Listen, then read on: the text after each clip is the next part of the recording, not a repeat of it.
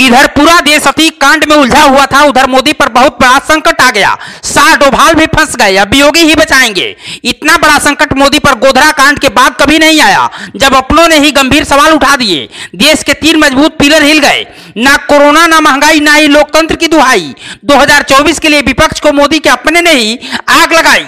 अब 2024 में बीजेपी को सिर्फ योगी ही बचा सकते हैं, तीसरी बार सरकार बनवा सकते हैं।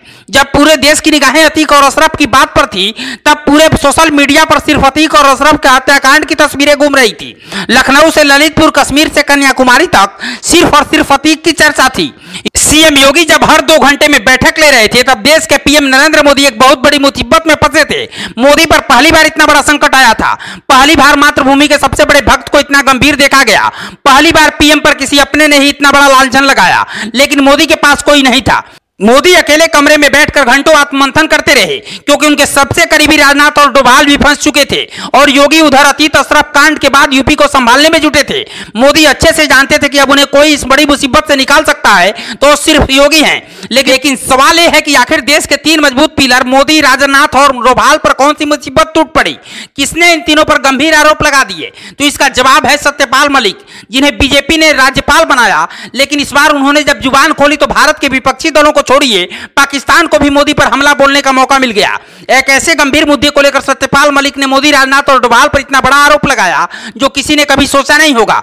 दरअसल सत्यपाल मलिक ने एक इंटरव्यू के दौरान पुलवामा हमले को लेकर बड़ा दावा किया। इस इंटरव्यू में सत्यपाल मलिक ने सबसे पहले हमले को लेकर तत्कालीन गृह मंत्री राजनाथ सिंह पर सवाल उठाए। कहा कि सीआरपीएफ ने उनके लोगों को लाने के लिए एयरक्राफ्ट मांगा था, क्योंकि इतना बड़ा काफिला कभी रोड से नहीं जाता। होम मिनिस्ट्री से पूछा तो उसने देने से मना कर दिया। उन्होंने आगे कहा कि अगर मुझे पूछते तो मैं एयरक्राफ्ट देता, उनको कैसे भी देता। 5 एयरक्राफ्ट की जरूरत थी, सिर्फ उनको एयरक्राफ्ट नहीं दिया गया।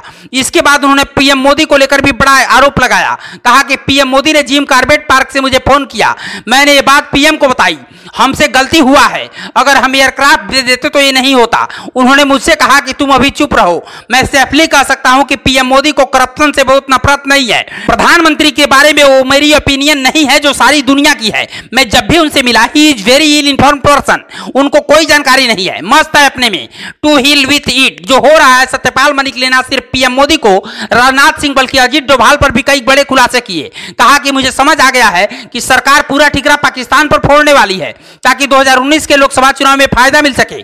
अजीत डोभाल ने भी मुझसे चुप रहने को कहा था।